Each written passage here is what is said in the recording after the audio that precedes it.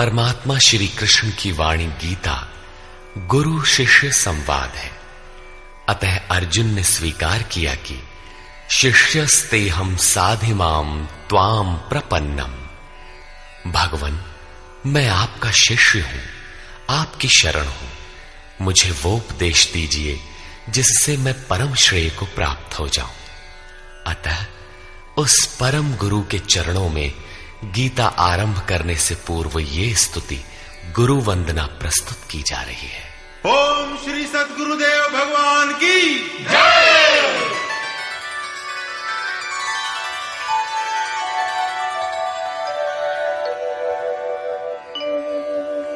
जय सद्गुरुदेवं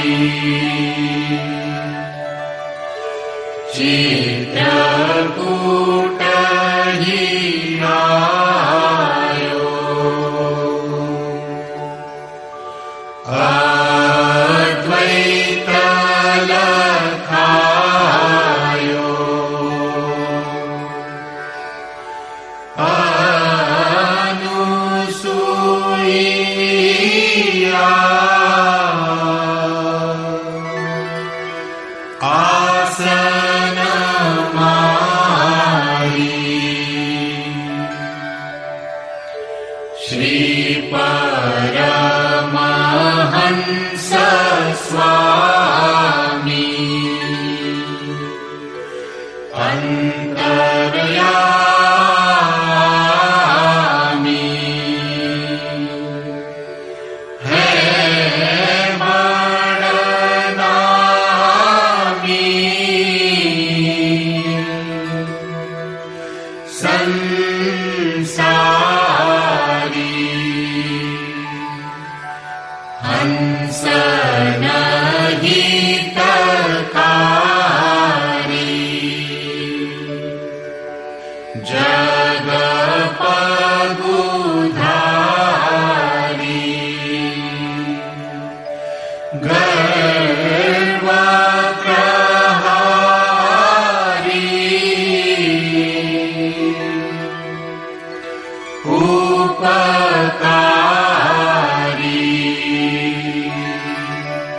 सत पंथ चलायो भरम मिटायो रूप लखायो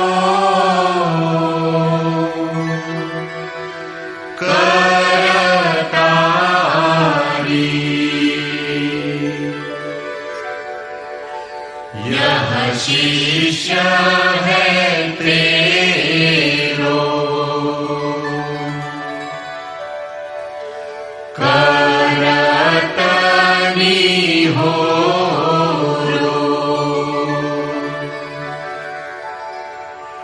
मोह पर हेरो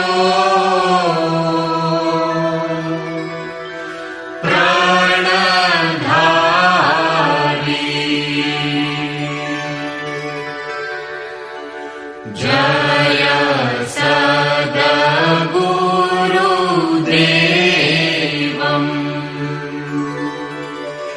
परमानन्दम् अमर शरीरम्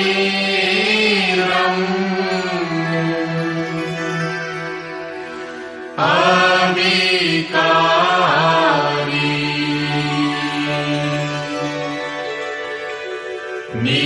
निरगुण निरमूलम्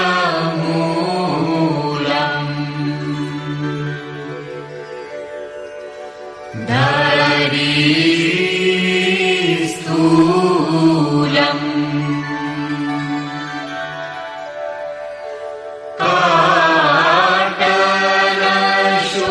काटलशूलम्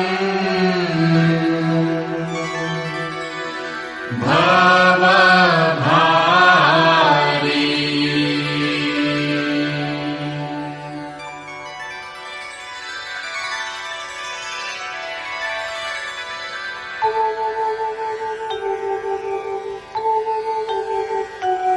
ओम जय गुरुदेव जय गुरुदेव जय गुरुदेव जय गुरुदेव ओम जय गुरुदेव जय गुरुदेव जय गुरुदेव जय गुरुदेव ओम जय गुरुदेव जय गुरुदेव जय गुरुदेव जय गुरुदेव। अमृतंश बहनों तथा भाइयों, जिन महापुरुष ने समस्त वेदों का संकलन किया, वेदांत शास्त्र का प्रवर्तन किया, महाभारत तथा भागवत जिनकी कृतियां हैं, उन्होंने शास्त्रों के रूप में किसी ग्रंथ को मान्यता दी तो वो है भगवान श्री कृष्णोक्त गीता। तरह तरह की पूजा पद्धतियां, परस्पर विरोधी संगठन धर्म के नाम पर प्रचलित हैं, जबकि धर्म का लक्ष्य है एक परमात्मा की शोध। कल्याण स्वरूप वो परमात्मा एक है, उसे प्राप्त करने की निश्चित क्रिया का पालन धर्म है। जब परमात्मा एक है, उसे प्राप्त करने की क्रिया एक है, तो बहुत से पंथ क्यों? इसके समाधान के लिए प्रस्तुत है यथार्थ गीता का भावांश, ये गीता कैसेट। धर्म के सरल स्वरूप और उसकी प्राप्ति हेतु निर्धारित क्रिया का क्रमबद्ध तथा पूर्ण विवरण योगेश्वर श्री कृष्णोक्त गीता है। विश्व के प्रत्येक महापुरुष ने जो कुछ भी साधन बताया है, वो सब का सब तथा अनेक गोपनीय स्थितियों का स्पष्टीकरण अकेले गीता में है। इसलिए संपूर्ण मानव जाति के कल्याण का अतर्क शास्त्र गीता है। महाभारत में संकेत है कि जब कौरवों और पांडवों की सेनाएं आमने सामने खड़ी हो गईं, तो संपूर्ण निशांतर कौरवों में प्रवेश कर गए और सभी देवता पांडवों में। इस कथन से महर्षि व्यास ने स्पष्ट कर दिया कि गीता के सभी पात्र देवता या असुर हैं तथा प्रतीकात्मक हैं। प्रत्येक मनुष्य के अंतःकरण में दैवी और आसुरी दो प्रकृतियां अनादिकाल से हैं। दैवी शक्तियों के सहयोग से जब मनुष्य अपने आत्म स्वरूप की ओर अग्रसर होता है, तो काम, क्रोध, राग, द्वेष इत्यादि आसुरी वृत्तियां बाधा के रूप में आक्रमण करती हैं। उनका पार पाना ही वास्तविक युद्ध है। अर्जुन श्रेय के लिए विकल था। उसकी दृष्टि में श्रेय का उपाय था कुल धर्म, पिंडोदक क्रिया, वर्ण संकर से बचाव, कुल क्षय से बचने के लिए युद्ध न करना इत्यादि। मात्र इतनी सी शंका के समाधान हेतु भगवान को उसे 18 अध्याय गीता समझानी पड़ी। अंत में पूछा कि क्या तेरा मोह नष्ट हुआ? अर्जुन ने स्वीकार किया कि भगवान, मेरा मोह नष्ट हो गया और अब मैं वैसा ही करूंगा जैसा भगवान ने उपदेश दिया है। वस्तुतः ये केवल अर्जुन की शंका नहीं थी, बल्कि मानव मात्र की शंका है कि श्रेय क्या है, उसे कैसे प्राप्त करें। इसलिए स्त्री पुरुष, आबाल वृद्ध, मानव मात्र के लिए गीता के 18 अध्याय का अनुशीलन एवं नियमित पाठ नितांत आवश्यक है, जिससे ब्रह्म विधि की स्मृति सृजित रहे तथा बच्चों में भी इन कल्याणकारी संस्कारों का सृजन हो सके। इस गीता ज्ञान के बिना कोई भी मनुष्य उस ईश्वर के पथ पर नहीं चल सकता। अक्षय सुख, शाश्वत शांति, लोक में समृद्धि तथा मूल शंका समाधान हेतु इन कैसेटों का संकलन किया गया है। इसके नियमित श्रवण से संपूर्ण परिवार तथा स्वजन समुदाय को सुसंस्कृत करें। संसार में कहीं भी मनुष्य हो, उसके लिए गीता सदैव अमृत वाहिनी है। गीता आपका शास्त्र है। गौरव का विषय है कि 5000 वर्ष से भी अधिक अंतराल के बाद श्री कृष्ण का यथार्थ गायन आपके सम्मुख है। जन्म जन्मांतर की रूढ़ियों से ग्रस्त मस्तिष्क को स्वच्छ कर चिंतन के प्रशस्त पथ पर चलने के लिए इन कैसेटों का प्रसारण प्रातः अवश्य करें।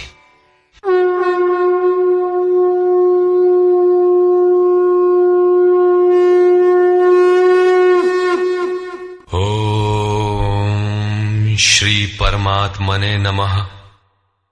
यथार्थ गीता, श्रीमद् भगवत गीता, अथ प्रथमो अध्यायः।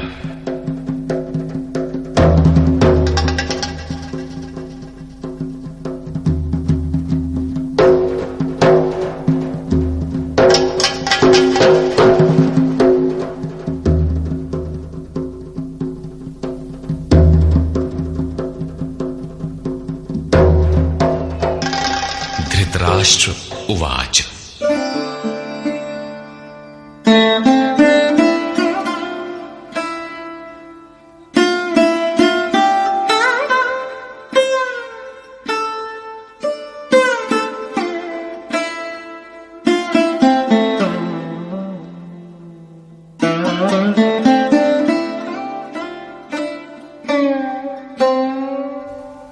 धर्मक्षेत्रे कुरुक्षेत्रे समवेता युयुत्सवः मामकाः पाण्डवाश्चैव किमकुर्वत संजय।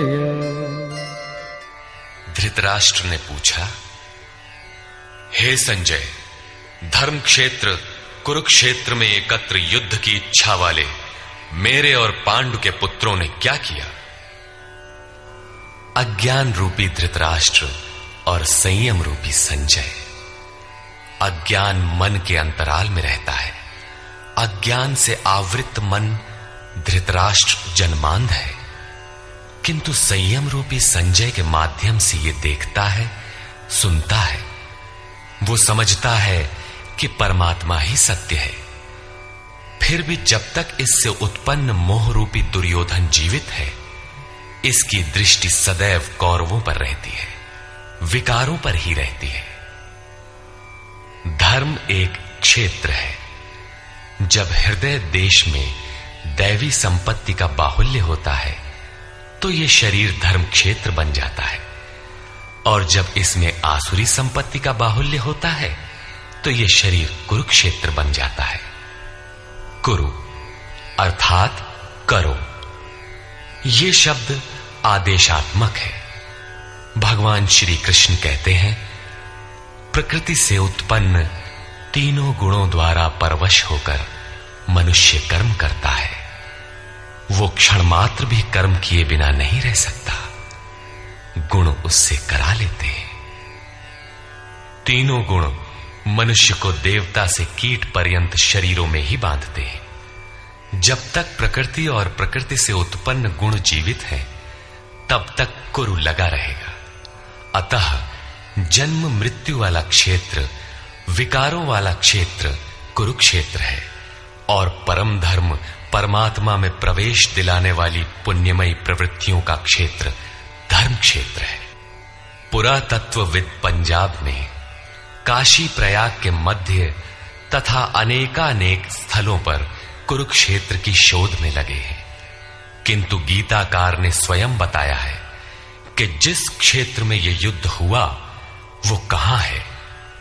इदम शरीरम कौन्तेय क्षेत्र मित्य भिधीयते। अर्जुन, ये शरीर ही क्षेत्र है, और जो इसको जानता है, इसका पार पा लेता है, वो क्षेत्रज्ञ है। आगे इन्होंने क्षेत्र का विस्तार बताया, जिसमें 10 इंद्रियां, मन, बुद्धि, अहंकार, 5 विकार और 3 गुणों का वर्णन है। शरीर ही क्षेत्र है, एक अखाड़ा है। इसमें लड़ने वाली प्रवृत्तियां 2 हैं, दैवी संपद और आसुरी संपद। पांडु की संतान और धृतराष्ट्र की संतान सजातीय और विजातीय प्रवृत्तियां। अनुभवी महापुरुष की शरण जाने पर इन दोनों प्रवृत्तियों में संघर्ष का सूत्रपात होता है। यह क्षेत्र क्षेत्रज्ञ का संघर्ष है, और यही वास्तविक युद्ध है। विश्व युद्धों से इतिहास भरा पड़ा है, किंतु उनमें जीतने वालों को भी शाश्वत विजय नहीं मिलती। ये तो आपसी बदले हैं। प्रकृति का सर्वथा शमन करके प्रकृति से परे की सत्ता का दिग्दर्शन करना और उसमें प्रवेश पाना ही वास्तविक विजय है। यही एक ऐसी विजय है जिसके पीछे हार नहीं है। यही मुक्ति है जिसके पीछे जन्म मृत्यु का बंधन नहीं है। इस प्रकार अज्ञान से आच्छादित प्रत्येक मन संयम के द्वारा जानता है कि क्षेत्र क्षेत्रज्ञ के युद्ध में क्या हुआ।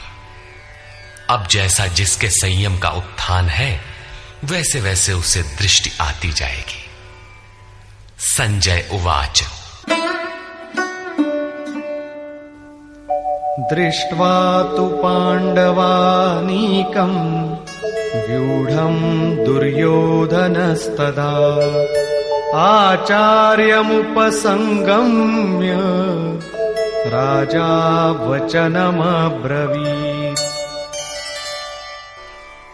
उस समय राजा दुर्योधन ने व्यूह रचना युक्त पांडवों की सेना को देखकर द्रोणाचार्य के पास जाकर ये वचन कहा।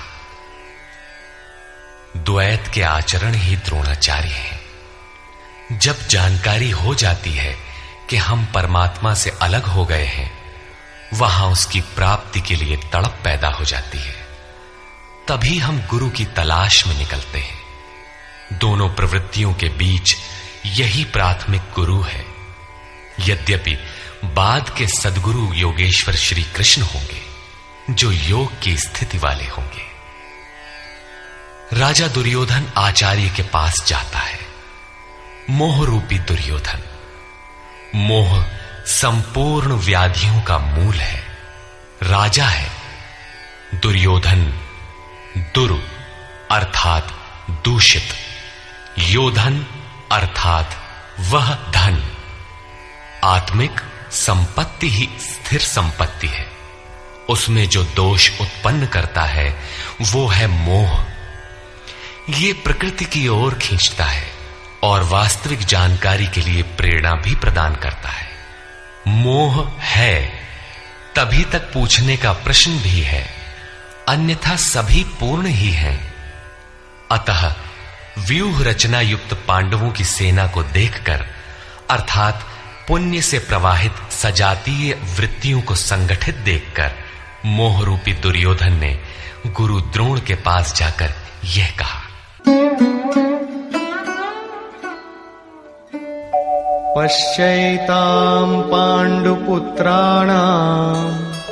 आचार्य महतीं चमू व्यूढ़ां द्रुपदपुत्रेण तव शिष्येण धीमता। हे आचार्य, आपके बुद्धिमान शिष्य द्रुपद पुत्र धृष्टद्युम्न द्वारा व्यूहाकार खड़ी की हुई पांडु पुत्रों की इस भारी सेना को देखिए। शाश्वत अचल पद में आस्था रखने वाला दृढ़ मन ही धृष्टद्युम्न है। यही पुण्यमयी प्रवृत्तियों का नायक है। साधन कठिन न मन कर टेका। साधन कठिन नहीं, मन की दृढ़ता कठिन होनी चाहिए। अब देखें सेना का विस्तार। अत्र शूरा महेश्वासा भीमार्जुन समायुधि युयुधानो विराटश्च द्रुपदश्च महारथः। इस सेना में महेश्वासा, महान ईश में वास दिलाने वाले भाव रूपी भीम, अनुराग रूपी अर्जुन के समान बहुत से शूरवीर, जैसे सात्विकता रूपी सात्यकी, विराटः, सर्वत्र ईश्वरी प्रवाह की धारणा, महारथी राजा द्रुपद अर्थात अचल स्थिति, तथा धृष्टकेतुश्चेकितानः काशीराजश्च वीर्यवान् पुरुजित् कुन्तिभोजश्च शैब्यश्च नरपुंगवः। धृष्टकेतुः दृढ़ कर्तव्य, चेकितानः जहां भी जाए वहां से चित्त को खींचकर इष्ट में स्थिर करना, काशीराजः काया रूपी काशी में ही वो साम्राज्य है, पुरजित स्थूल सूक्ष्म और कारण शरीरों पर विजय दिलाने वाला पुरुजित, कुंती भोजः कर्तव्य से भव पर विजय, नरों में श्रेष्ठ शैव्य अर्थात सत्य व्यवहार। युधामन्युश्च विक्रान्तः उत्तमौजाश्च वीर्यवान् सौभद्रो द्रौपदेयाश्च सर्व एव महारथाः। और पराक्रमी युधामन्यु, युद्ध के अनुरूप मन की धारणा, उत्तमौजाः शुभ की मस्ती, सुभद्रा पुत्र अभिमन्यु। जब शुभ आधार आ जाता है तो मन भय से रहित हो जाता है। ऐसा शुभ आधार से उत्पन्न अभय मन, ध्यान रूपी द्रौपदी के पांचों पुत्र वात्सल्य, लावण्य, सौम्यता, स्थिरता, सहृदयता, सब के सब महारथी है। साधन पथ पर संपूर्ण योग्यता के साथ चलने की क्षमताएं हैं। इस प्रकार दुर्योधन ने पांडव पक्ष के 15-20 नाम गिनाए, जो दैवी संपद के महत्वपूर्ण अंग है। विजातीय प्रवृत्ति का राजा होते हुए भी मोह ही सजातीय प्रवृत्तियों को समझने के लिए बाध्य करता है।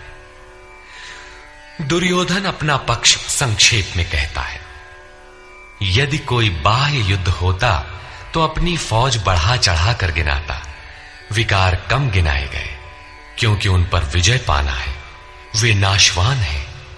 केवल 5-7 विकार बताए गए, जिनके अंतराल में संपूर्ण बहिर्मुखी प्रवृत्ति विद्यमान है, जैसे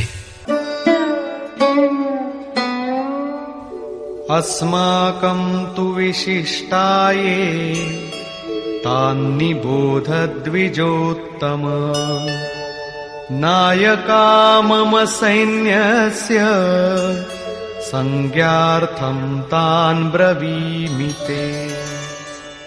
द्विजोत्तम, हमारे पक्ष में जो जो प्रधान हैं उन्हें भी आप समझ लें। आपको जानने के लिए मेरी सेना के जो नायक हैं उनको कहता हूं। बाह्य युद्ध में सेनापति के लिए द्विजोत्तम संबोधन असामयिक है।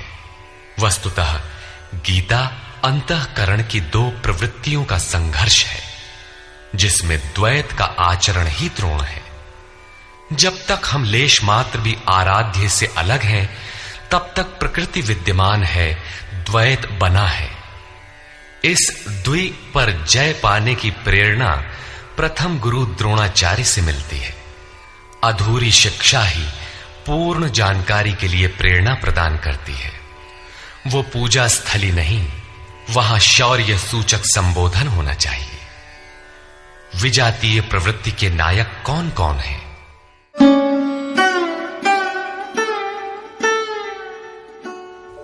भवान् भीष्मश्च कर्णश्च कृपश्च समितिञ्जयः अश्वत्थामा विकर्णश्च सौमदत्तिस्तथैव च। एक तो स्वयं आप द्वैत के आचरण रूपी द्रोणाचार्य हैं। भ्रम रूपी पितामह भीष्म है। भ्रम इन विकारों का उद्गम है, अंत तक जीवित रहता है, इसलिए पितामह है। समूची सेना मर गई, ये जीवित था। शरशैया पर अचेत था, फिर भी जीवित था। ये है भ्रम रूपी भीष्म।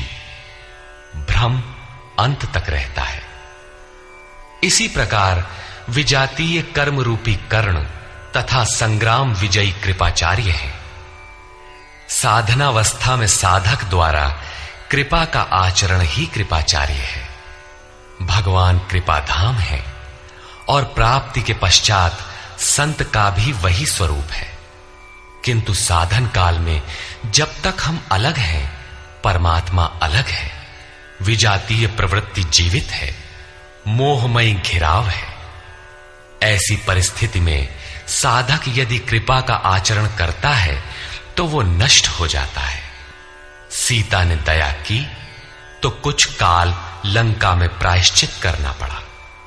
विश्वामित्र दयार्द्र हुए, पतित होना पड़ा। योग सूत्रकार महर्षि पतंजलि भी यही कहते हैं, ते समाधा वुपसर्गा व्युत्थाने सिद्धयः। व्युत्थान काल में सिद्धियां प्रकट होती हैं, वे वास्तव में सिद्धियां हैं, किंतु कैवल्य प्राप्ति के लिए उतनी ही बड़ी विघ्न है जितने काम, क्रोध, लोभ, मोह इत्यादि। गोस्वामी तुलसीदास का भी यही निर्णय है। माया अनेक विघ्न करती है, रिद्धियां प्रदान करती है, यहां तक कि सिद्ध बना देती है। ऐसी अवस्था वाला साधक बगल से निकल भर जाए, मरणासन्न रोगी भी जी उठेगा। वो भले ठीक हो जाए, किंतु साधक उसे अपनी देन मान बैठे तो नष्ट हो जाएगा। एक रोगी के स्थान पर हजारों रोगी घेर लेंगे। भजन चिंतन का क्रम अवरुद्ध हो जाएगा और उधर बहकते बहकते प्रकृति का बाहुल्य हो जाएगा। यदि लक्ष्य दूर है और साधक कृपा करता है तो कृपा का अकेला आचरण ही समितिंजय समूची सेना को जीत लेगा। इसलिए साधक को पूर्ति पर्यंत इससे सतर्क रहना चाहिए। दया बिनु संत कसाई, दया करी तो आफत आई। लेकिन अधूरी अवस्था में यह विजातीय प्रवृत्ति का दुर्धर्ष योद्धा है। इसी प्रकार आसक्ति रूपी अश्वत्थामा, विकल्प रूपी विकर्ण और भ्रममयी श्वास ही भूरि श्रवा है। ये सभी बहिर्मुखी प्रवाह के नायक हैं।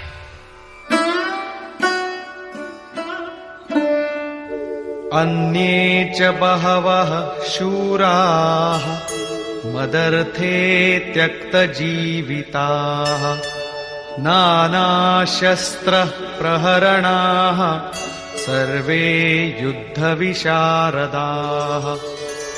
और भी बहुत से शूरवीर अनेक शस्त्रों से युक्त मेरे लिए जीवन की आशा को त्याग कर युद्ध में डटे हैं।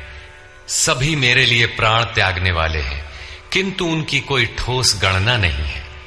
अब कौन सी सेना किन भावों द्वारा सुरक्षित है, इस पर कहते हैं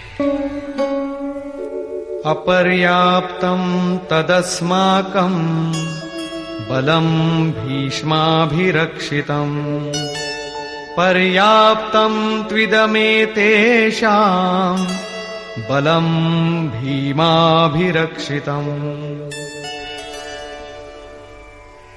भीष्म द्वारा रक्षित हमारी सेना सब प्रकार से अजेय है और भीम द्वारा रक्षित इन लोगों की सेना जीतने में सुगम है। पर्याप्त और अपर्याप्त जैसे श्लिष्ट शब्द का प्रयोग दुर्योधन की आशंका को व्यक्त करता है। अतः देखना है कि भीष्म कौन सी सत्ता है जिस पर कौरव निर्भर करते हैं, तथा भीम कौन सी सत्ता है जिस पर दैवी संपद संपूर्ण पांडव निर्भर है। दुर्योधन अपनी व्यवस्था देता है कि अयनेषु च सर्वेषु यथा भागमवस्थिताः भीष्ममेवाभिरक्षन्तु भवन्तः सर्व एव हि। इसलिए सब मोर्चों पर अपनी अपनी जगह स्थित रहते हुए आप लोग सबके सब भीष्म की ही सब ओर से रक्षा करें। यदि भीष्म है तो हम अजेय हैं, इसलिए आप पांडवों से न लड़कर केवल भीष्म की ही रक्षा करें। कैसा योद्धा है भीष्म, जो स्वयं अपनी रक्षा नहीं कर पा रहा है, कौरवों को उसकी रक्षा व्यवस्था करनी पड़ रही है। यह कोई बाह्य योद्धा नहीं, ब्रह्म ही भीष्म है। जब तक ब्रह्म जीवित है तब तक विजातीय प्रवृत्तियां कौरव अजेय हैं। अजेय का यह अर्थ नहीं कि जिसे जीता ही ना जा सके, बल्कि अजेय का अर्थ दुर्जय है, जिसे कठिनाई से जीता जा सकता हो। महा अजय संसार रिपु जीति सकई सो वीर। यदि भ्रम समाप्त हो जाए तो अविद्या अस्तित्वहीन हो जाए। मोह इत्यादि जो आंशिक रूप से बचे भी हैं, शीघ्र ही समाप्त हो जाएंगे। भीष्म की इच्छा मृत्यु थी, इच्छा ही भ्रम है। इच्छा का अंत और भ्रम का मिटना एक ही बात है। इसी को संत कबीर ने सरलता से कहा, इच्छा काया इच्छा माया इच्छा जग उपजाया। कह कबीर जे इच्छा विवर्जित ताका पार न पाया। जहां भ्रम नहीं होता वो अपार और अव्यक्त है। इस शरीर के जन्म का कारण इच्छा है, इच्छा ही माया है और इच्छा ही जगत की उत्पत्ति का कारण है। सो कामयत तदैक्षत बहुश्याम प्रजायेय इति। कबीर कहते हैं, जो इच्छाओं से सर्वथा रहित हैं, तिनका पार न पाया। वे अपार अनंत असीम तत्व में प्रवेश पा जाते हैं। यो कामो निष्काम आप्त काम आत्म कामो न तस्य प्राणा उत्क्रामंति ब्रह्म व सन ब्रह्माप्येति। जो कामनाओं से रहित आत्मा में स्थिर आत्म स्वरूप है, उसका कभी पतन नहीं होता। वो ब्रह्म के साथ एक हो जाता है। आरंभ में इच्छाएं अनंत होती हैं और अंततो गत्वा परमात्म प्राप्ति की इच्छा शेष रहती है। जब ये इच्छा भी पूरी हो जाती है, तब इच्छा भी मिट जाती है। यदि उससे भी बड़ी कोई वस्तु होती तो आप उसकी इच्छा अवश्य करते। जब उससे आगे कोई वस्तु है ही नहीं, तो इच्छा किसकी होगी? जब प्राप्त होने योग्य कोई वस्तु अप्राप्त न रह जाए, तो इच्छा भी समूल नष्ट हो जाती है और इच्छा के मिटते ही ब्रह्म का सर्वथा अंत हो जाता है। यही भीष्म की इच्छा मृत्यु है। भीम द्वारा रक्षित इन लोगों की सेना जीतने में सुगम है। भाव रूपी भीम, भावे विद्यते देवः। भाव में वो क्षमता है कि अविदित परमात्मा भी विदित हो जाता है। भाववस्य भगवान सुख निधान करुणा अयन। श्री कृष्ण ने इसे श्रद्धा कहकर संबोधित किया है। भाव में वो क्षमता है कि भगवान को भी वश में कर लेता है। भाव से ही संपूर्ण पुण्यमयी प्रवृत्ति का विकास है। ये पुण्य का संरक्षक है तो इतना बलवान।